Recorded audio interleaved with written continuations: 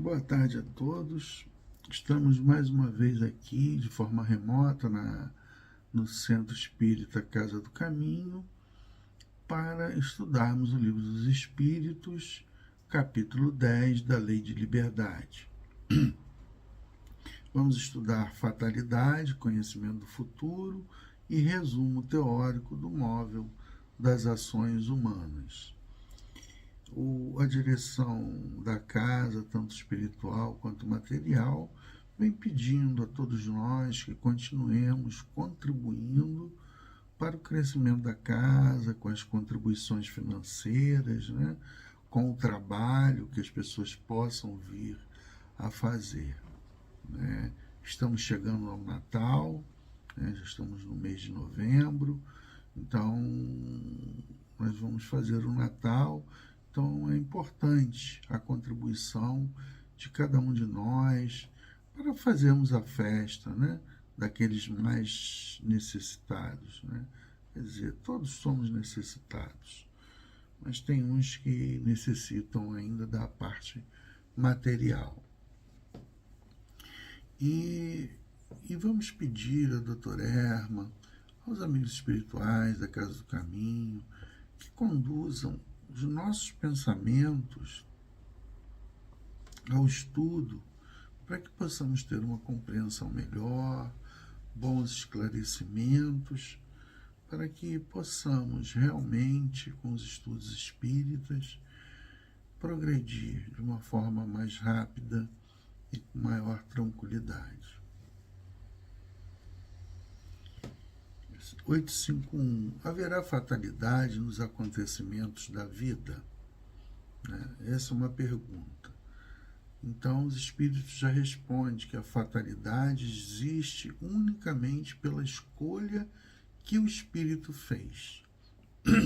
Então, no plano espiritual, há uma escolha junto com nossos guias espirituais, qual será a prova a qual nós vamos escolher, né? Qual tipo de prova, quais são as finalidades dessa prova, aonde nós vamos passar, quais vão ser essas dificuldades, né? Então, tudo isso já está pré-definido no plano espiritual. Então, quando retornamos ao plano terreno, né, então nós sofremos, vamos dizer assim, o que se diz fatalidade, esse gênero de prova a qual nós vamos ter que passar. E ele, continuando na pergunta, todos os acontecimentos são pré-determinados, né? E os espíritos falam, institui para si uma espécie de destino. Então, o que nós acordamos, o que nós fizemos, das nossas escolhas pelo nosso livre-arbítrio, no plano espiritual, ele já vai traçar, basicamente, um determinado destino aqui para a gente, né? E ele continua a perguntar o que vem ser o livre-arbítrio, né? Como eu já falei anteriormente, nós já temos o nosso livre-arbítrio de junto com nossos guias espirituais, poder escolher as nossas provas, né? E ele fala aqui o seguinte, é sempre senhor de ceder ou... desculpa. Então, nós temos aqui, que ele explica na resposta, fala das provas físicas, né? Então, a gente sofre essas provas físicas, a qual nós escolhemos no plano espiritual.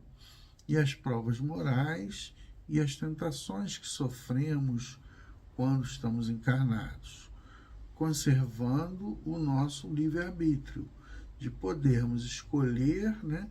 Podemos ceder ou resistir às tentações a qual nós estamos sofrendo diante daquela escolha da prova, né?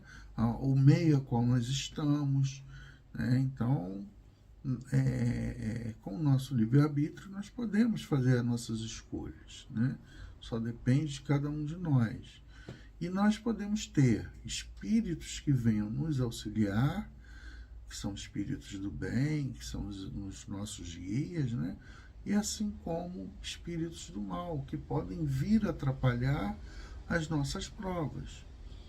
Então, isso tudo vai depender de quê? Da nossa sintonia, de como nós estamos, o que nós estamos atraindo. Então, nós temos o nosso livre-arbítrio de pensar, de analisar todas as condições. Então, se eu estou pensando no mal, pensando em situações adversas, eu vou atrair certos espíritos que vão me influenciar a caminhos dificultosos. Mas se eu estou pensando no bem, buscando o bem, esses espíritos do bem vão nos auxiliar. E, consequentemente, vamos nos fortalecendo e repelindo a esses espíritos que vêm sempre a nos perturbar, né? E a vontade do espírito encarnado deixa de se conservar, se conserva sempre livre, né? Então a gente sempre tem a liberdade da escolha. 852. Há pessoas que parecem perseguidas por uma fatalidade, independente da maneira por que procedem. Não lhes estará no destino o infortúnio? São talvez provas que lhes caiba sofrer e que elas escolheram. Porém, ainda aqui lançais à conta do destino o que a mais das vezes é apenas consequência das próprias faltas. Trata de ter pura a consciência em meio dos males que te afligem e já é bastante consolado de te sentirás, né? Você vai se sentir. Então vamos lá, a pergunta. Há pessoas que parecem perseguidas por uma fatalidade, né? Pode ser que isso seja uma prova, ou pode ser também as escolhas indevidas a qual muitas das vezes fazemos. Então, essas consequências que elas vêm, né, são frutos do que nós escolhemos, né? Pode ser essa própria prova que a gente veio, que a gente escolheu, mas nós temos sempre a questão do nosso livre-arbítrio, né? Então, que a gente sempre possa buscar progredir nos nossos pensamentos, no nosso comportamento, para que a gente possa ter escolhas melhores, né? Para poder termos uma vida um pouco mais tranquila, ganharmos em aprendizado, né? E podemos ir progredindo durante esta encarnação para que tenhamos uma evolução, né? 853. Algumas pessoas só escapam de um perigo mortal para cair em outro. Não há nisso uma fatalidade? Aí eles explicam. Só o instante da morte o é, né? Então nós temos aqui a fatalidade das provas a qual nós escolhemos no plano espiritual e o da morte, que isso a gente sabe que o corpo físico vai chegar ao seu fim, né? E a ele não podeis furtar-vos, né? Quer dizer, a gente não pode sair, a gente não vai conseguir nunca se desvencilhar nessa questão da morte do corpo físico, né? E na questão A, se a hora da morte ainda não chegou, não morreremos? Não. E tens disso milhares de exemplos, né? Então aqui, nesses exemplos a gente pode ver quantas pessoas aí que saem na televisão queriam pegar, por exemplo, um voo e houve um atraso, um engarrafamento aqui no Rio de Janeiro, tiro na linha vermelha e ficamos irritados por perder um voo, e às vezes aquele voo cai e é fatal para todo mundo, né? Então, muitas das vezes não chegou a nossa hora. Então, nós temos de antemão esses livramentos. Ele continua aqui: Deus sabe de antemão de que gênero será a morte do homem, e muitas vezes seu espírito também o sabe, por lhe ter sido isso revelado quando escolheu tal ou qual existência.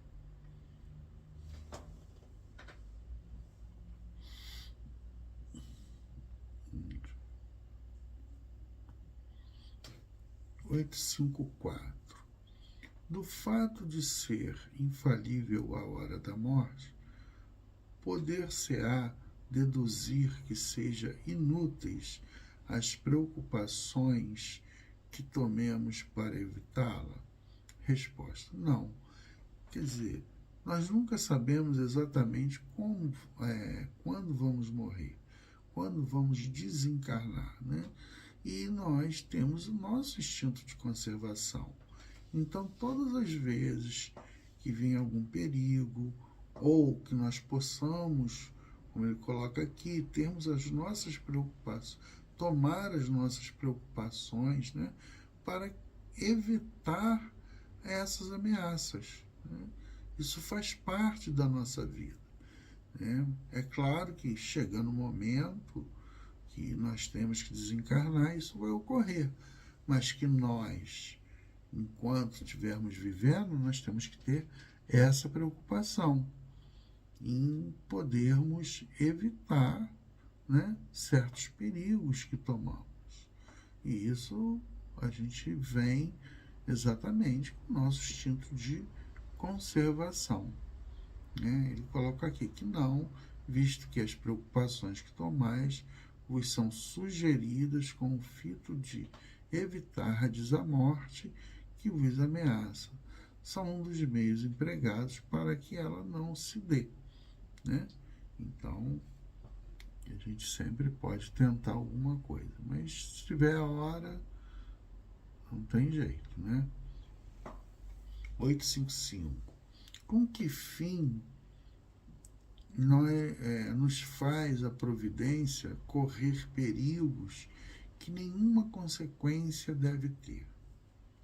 O fato de ser a tua vida posta em perigo constitui um aviso que tu mesmo desejaste, a fim de te desfiar do mal e tomares melhor, né? E se tornar melhores, né? Aqui tem algum exemplo aqui, mas eu vou dar um outro exemplo. Por exemplo, a gente, por negligência, né, muitas das vezes a gente acaba correndo riscos, né, de forma desnecessárias. Eu tenho um exemplo na família que o rapaz veio, ele era de Brasília, veio para batizar a filha aqui com 3 meses, e no retorno à noite ele capotou com o carro e foram procurar a menina. Ele não sofreu nada, nem a esposa, mas não achavam a menina. E o carro estava virado, de cabeça para cima, e a sorte que tinha uma depressão na pista, a criança caiu nessa depressão e o carro caiu por cima, e também nada aconteceu com a menina, né? Então, muitas das vezes, as nossas imprudências, né, elas vêm para que a gente possa parar e pensar, né, como o destino, né, como essa situação poderia ter causado a perda dessa criança, né? Então, assim, a partir desse momento, esse primo, ele passou a dirigir de uma forma completamente diferente, né? Então, assim, a gente acaba, às vezes, diante de determinadas provas, modificando os nossos comportamentos. Então a gente tem que fazer o quê? Uma reavaliação dos caminhos a qual nós estamos seguindo, para podermos, né, melhorar, trazer uma experiência reencarnatória de crescimento, verificar os caminhos a qual nós estávamos seguindo, né? E aqui no final ele fala o seguinte, ó, se examinardes a causa e a natureza do perigo, verificareis que quase sempre suas consequências teriam sido a punição de uma falta cometida ou da negligência no cumprimento de um dever. Deus, por essa forma, exorta o espírito a cair em si e a se emendar. 857. Há homens que afrontam os perigos dos combates, persuadidos, de certo modo, de que a hora não lhe chegou. Haverá algum fundamento para essa confiança? Muito a miúde tem um homem o pressentimento do seu fim, como pode ter de que ainda não morrerá. Esse pressentimento lhe vem dos espíritos protetores, que assim o advertem para que esteja pronto a partir, ou lhe fortaleçam a coragem nos momentos em que mais dela necessitar. Pode vir-lhe também a intuição que tem da existência que escolheu, ou da missão que aceitou e que sabe ter que cumprir, né? Então vocês vejam, né, que muitas das vezes a gente pode ter esses pressentimentos. O que eu acho, né, que eu vejo, é a gente buscar, de alguma forma, evitar certas situações de perigo. É claro que tem certas horas que nós somos colocados nessas situações, né? E muitas das vezes a gente tem, como colocou aqui, tanto o pressentimento da morte como de não morrer, e podemos enfrentar, né? Uma experiência que se vem muito é a questão de uma pessoa que trabalha, por exemplo, no corpo de bombeiro, né? Entrando dentro de um prédio com fogo, em várias situações de risco, né? Creio eu que muitos deles têm esses pressentimentos, né? Mas estão ali, vão, ajudam, cooperam para que salvem os nossos semelhantes, né? Então, são escolhas, é como ele fala aqui, outras são como missão para poder cumprir, né? 858. Por que razão os que pressentem a morte a temem geralmente menos do que outros, né? Quem teme a morte é o homem, o espírito não. Aquele que pressente, pensa mais como espírito do que como homem, compreende que ela é a sua libertação e a espera. Quer dizer, quando a pessoa já está num nível de evolução, já tem uma maior compreensão, ele consegue ter essa compreensão que está chegando o seu momento e busca a serenidade para tal fim, né, do corpo físico. Mas aquelas pessoas que ainda estão muito ligadas à parte material, é como ele coloca aqui, né, a questão do homem. Quem teme a morte é o homem, é o espírito que está encarnado, que está ligado à parte da matéria. Então esse é o que teme, a questão da morte, porque ele está ligado Ele não quer largar os seus bens materiais, né? E nem os seus bens afetivos, né? Achando que vai perder, porque não tem essa compreensão do espírito, que a gente, na realidade, a gente não perde, né? É só apenas uma partida. Para quem tem o conhecimento, como nós temos, né? Nós sabemos que o espírito é imortal. A única coisa que ocorre é a morte do corpo físico.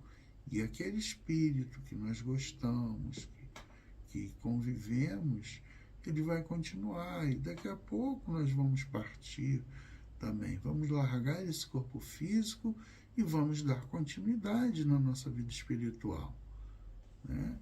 E muitas das vezes vamos estar junto com eles no plano espiritual. 860. Pode o homem, pela sua vontade, pelos seus atos, fazer que se não deem acontecimentos que deveriam verificar-se e reciprocamente? Pode o homem, pela sua vontade e pelos seus atos, fazer que não deem acontecimentos que deveriam verificar-se e reciprocamente, né? Então, os espíritos respondem: pode, se essa aparente mudança na ordem dos fatos tiver cabimento na sequência da vida que ele escolheu. Acresce que, para fazer o bem, como lhe cumpre, pois que isso constitui o objetivo único da vida, facultado de impedir o mal, né? Então, como é que a gente pode fazer determinadas mudanças, né? Então, assim, eu pego o exemplo de Paulo de Tarso, por exemplo, né? Quando ele era Saulo, ele tinha um determinado comportamento, né? E a partir do momento que ele tem a visão de Jesus e busca depois Pedro para conhecer qual foi o caminho de Jesus, ele muda completamente o seu caminho, né? E vai trabalhar para fazer o bem, que antes ele perseguia os cristãos, né? Prendia, mandava matar, torturar, todas aquelas situações que as pessoas que não pregassem dentro daquele Deus a qual ele conhecia. E a partir do contato com Jesus, com Pedro, né, e o conhecimento do que Jesus fez, há uma mudança, né, nele para o sentido do bem. Tanto que ele é um dos o maior apóstolo de Jesus e não conviveu com Jesus. Então, quer dizer,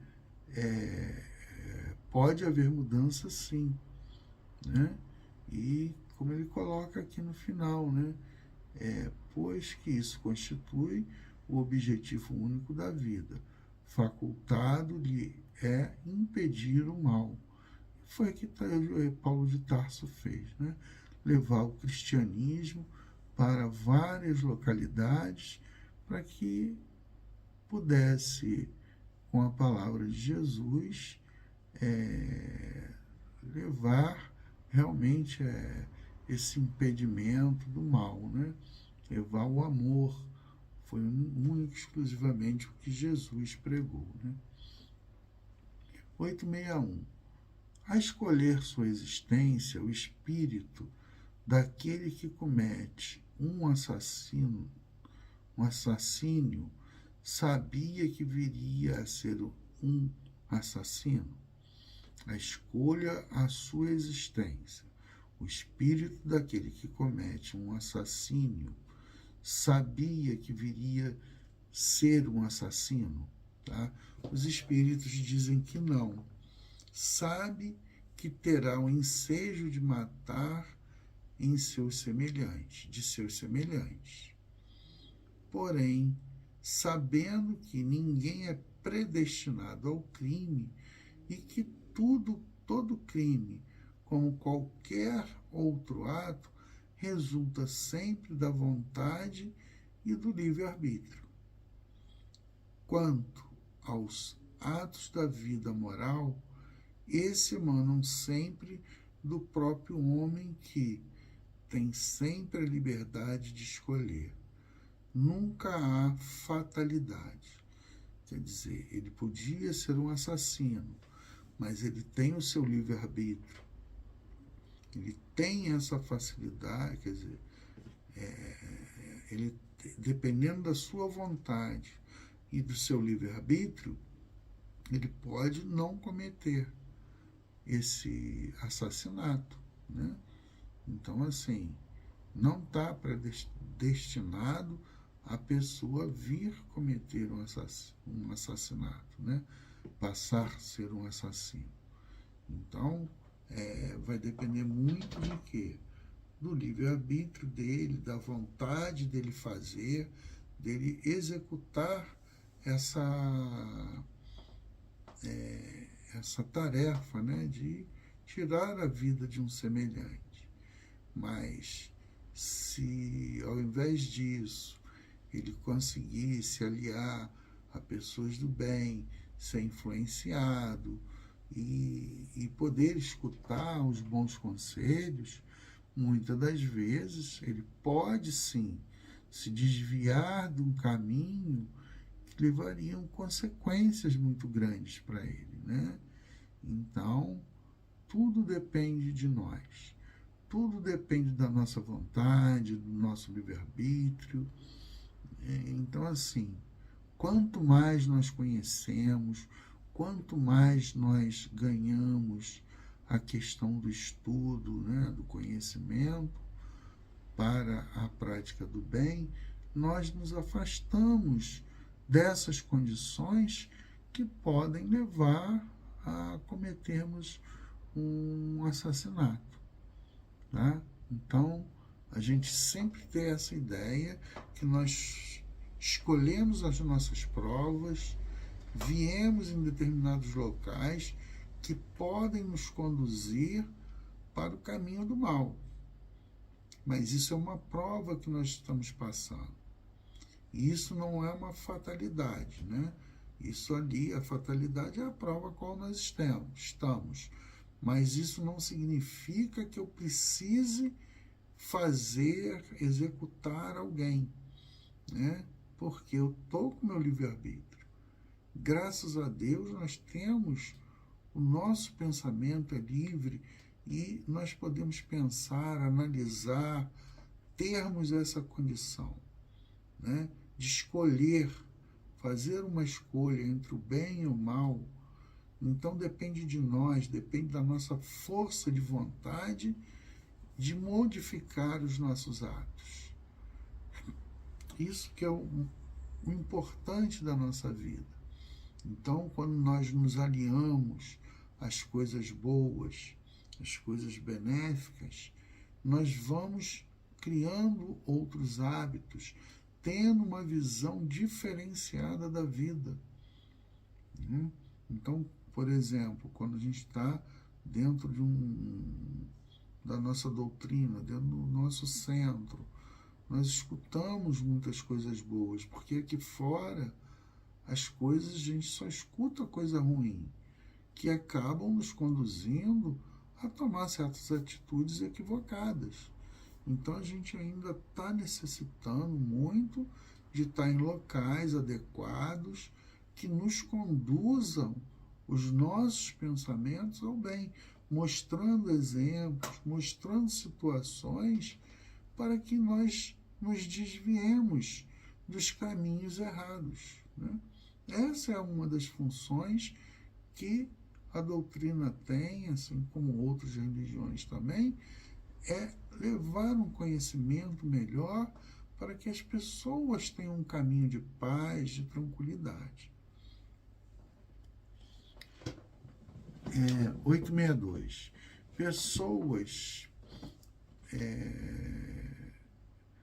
Pessoas existem que nunca lograram bom êxito em coisa alguma, que parecem perseguidas por um mau gênio em todos os seus empreendimentos. Não se pode chamar a isso de fatalidade. É que essas pessoas quiseram ser provadas por uma vida de decepções, a fim de exercitarem a paciência e a resignação. Resulta muitas vezes do caminho falso que tais pessoas tomam em discordância com suas inteligências e aptidões. Quase sempre obteria o homem bom êxito se só tentasse o que estivesse em relação com as suas faculdades. O que perde são o amor próprio e a sua ambição, e o fazem considerar vocação o que não passa de desejo de satisfazer a certas paixões, né? Então, muitas das vezes a gente quer alcançar determinados valores que nós ainda não temos, que nós ainda não estamos preparados, né? E com isso vem todas as decepções, todas as coisas acabam não funcionando.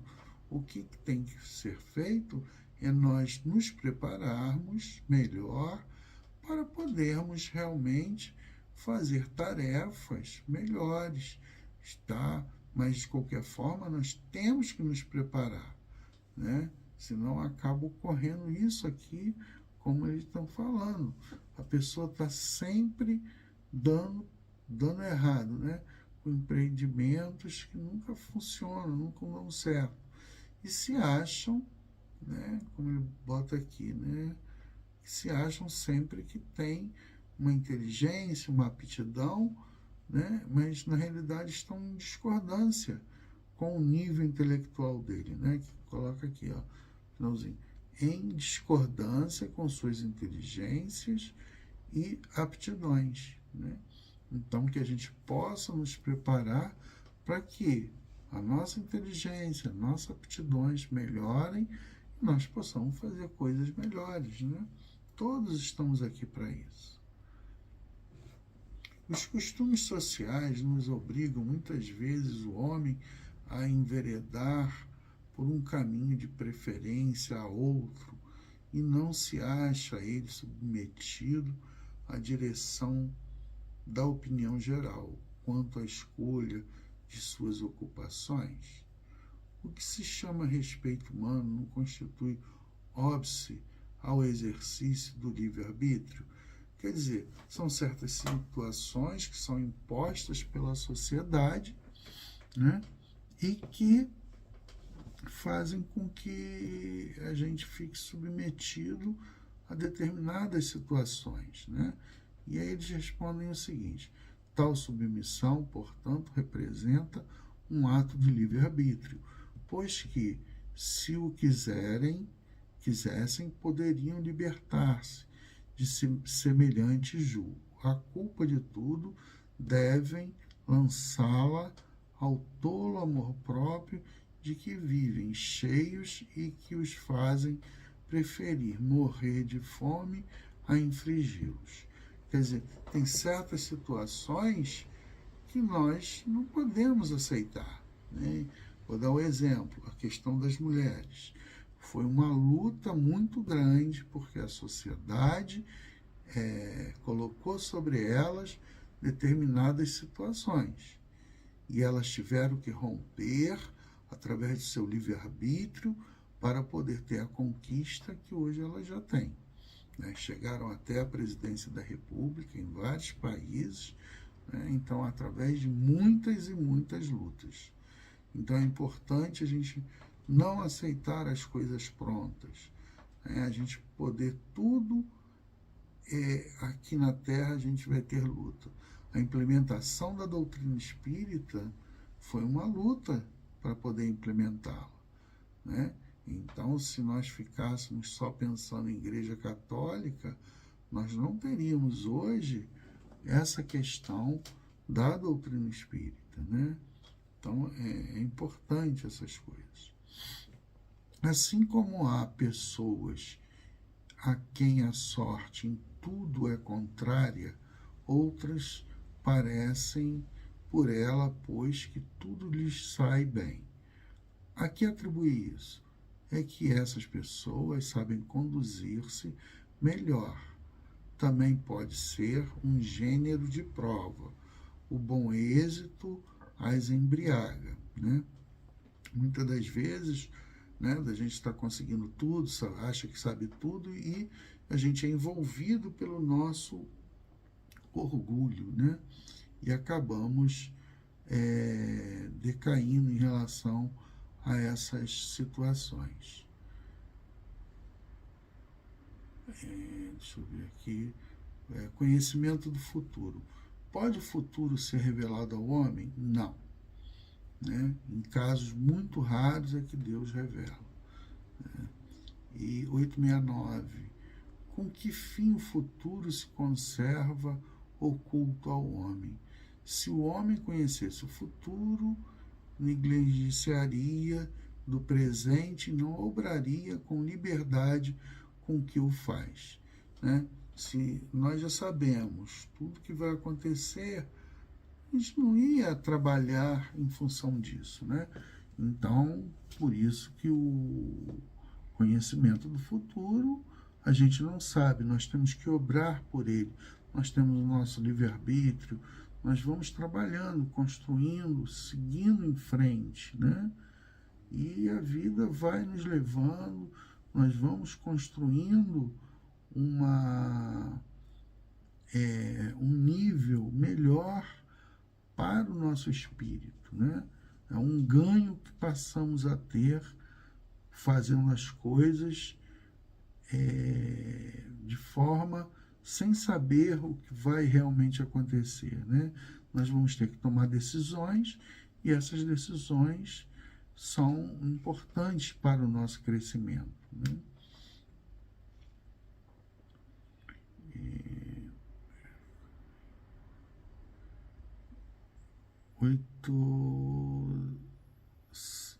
872, eu vou dar uma pulada aqui porque o tempo está muito curto, né?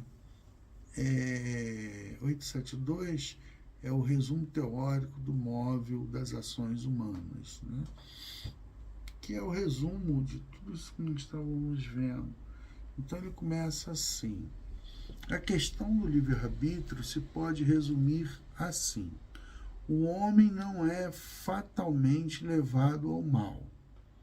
Os crimes que cometem não resultam de uma sentença do destino, quer dizer, é o seu livre-arbítrio. Ele tem o que escolher, ele pode escolher o que seguir, né? Por prova e por expiação, escolher uma existência em que seja arrastado ao crime, mas será sempre livre de agir ou não agir.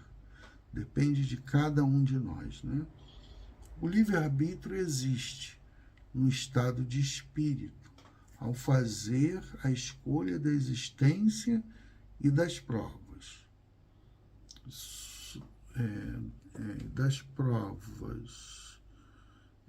Encarnado na faculdade de ceder ou de resistir aos arrastamentos, voluntariamente submetido, quer dizer, eu, de forma voluntária, sou arrastado para várias situações, mas eu é que vou decidir, sempre, né? A última decisão é minha.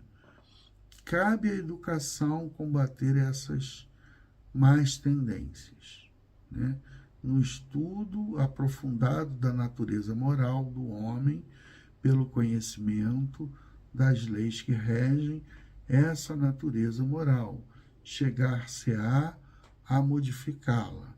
No estado de erraticidade, os espíritos procedem à escolha de suas futuras existências corporais, que consiste, sobretudo, o seu livre-arbítrio. Esta liberdade, a encarnação não anula, e que sucumbem nas provas que por si mesmo escolheu, né? E voltando aqui à questão da educação, é muito importante para um país que se mantenha a questão da educação, né? É onde nós temos o nosso crescimento, o nosso desenvolvimento. Então, tudo que se faz, qualquer gasto que se faça em relação à educação, não é gasto, é investimento na vida, é investimento em termos outros companheiros em situações melhores, podendo chegar a se desenvolver, a ter uma vida melhor, né? Então, assim, que a gente possa sempre valorizar e muito a questão da educação, que é a única coisa que vai tirar esse país do caos a qual nós nos encontramos. É somente através da educação que a gente vai ganhar respeito, vamos ganhar tantas coisas. Então, a maior parte da nossa vida tem que ser investido, né, do dinheiro que se arrecada na nossa educação, né? E continua aqui: sem o livre-arbítrio, o homem não teria nenhuma culpa por praticar o mal, nem mérito em praticar o bem, né? Se ele não tivesse o seu livre-arbítrio, né? Ao mais belo privilégio de sua espécie, a liberdade de pensar, né? A gente tem que ter essa liberdade de pensamento, analisar o que vamos fazer. A fatalidade supõe a decisão prévia e irrevogável de todos os sucessos da vida. Se tal fosse a ordem das coisas, o homem seria qual máquina sem vontade, né? De que lhe serviria a inteligência desde que houvesse de estar invariavelmente dominado em todos os seus atos pela força do destino?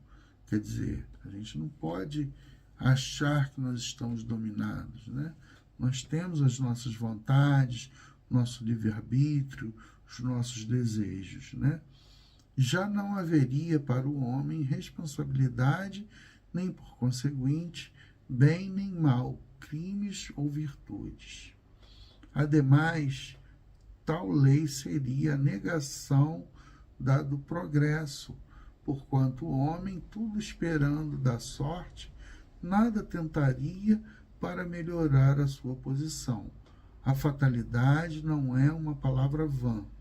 Existe na posição que o homem ocupa na terra e nas funções que aí desempenha, em consequência do gênero de vida que seu espírito escolheu como prova, expiação ou missão.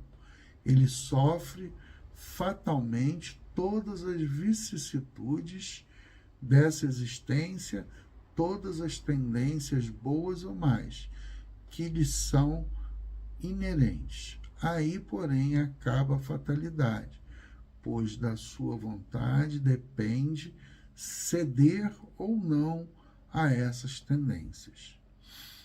Pode deixar de haver fatalidade no resultado de tais acontecimentos, visto ser possível ao homem, pela sua prudência, modificar-lhes o curso, né? Nosso livre-arbítrio. Nunca há fatalidade nos atos da vida moral, né? Isso é importante entender que na vida moral não temos isso.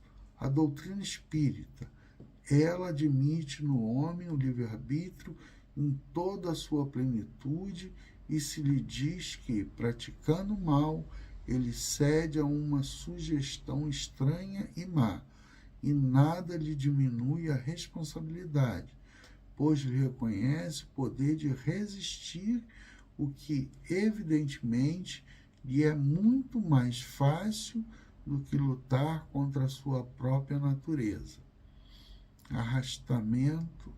Não há arrastamento irresistível. foi o que Jesus nos ensinou por meio da sublime prece, que é a oração dominical, quando manda que digamos: não nos deixeis sucumbir à tentação, mas livrai-nos do mal. Mostra-o livre de subtrair-se a um jugo obsessor, como livre e de fechar sua casa aos importunos.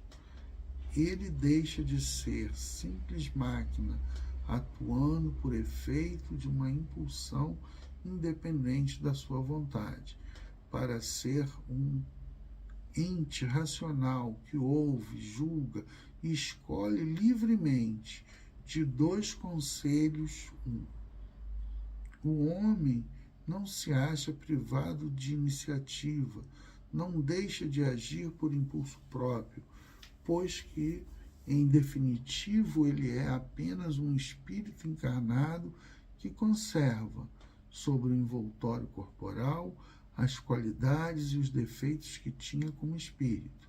As faltas que cometemos têm por fonte primária a imperfeição, que ainda não conquistou a superioridade moral que um dia alcançará, nem por isso carece de livre-arbítrio. A vida corpórea lhe é dada para expungir de suas imperfeições mediante as provas, porque passa, imperfeições que precisamos o tornam mais fraco e mais acessíveis às sugestões de outros espíritos imperfeitos, que delas se aproveitam para tentar fazê-lo sucumbir na luta em que se empenhou. Quanto mais se depura, tanto mais diminui os seus pontos fracos e tanto menos acesso oferece aos que procuram atraí-lo para o mal. Na razão de sua elevação, cresce-lhe a força moral, fazendo que ele se afaste dos maus espíritos. Façamos, pois, todos os esforços para a este planeta não voltarmos após a presente estada e para merecermos ir repousar em mundo melhor, em um dos mundos privilegiados, onde não nos lembraremos da nossa passagem por aqui, senão como de um exílio temporário. Tá, gente? Obrigado, desculpa, leiam, porque é muito extenso isso aqui e algumas coisas eu tive que pular, tá? Obrigado.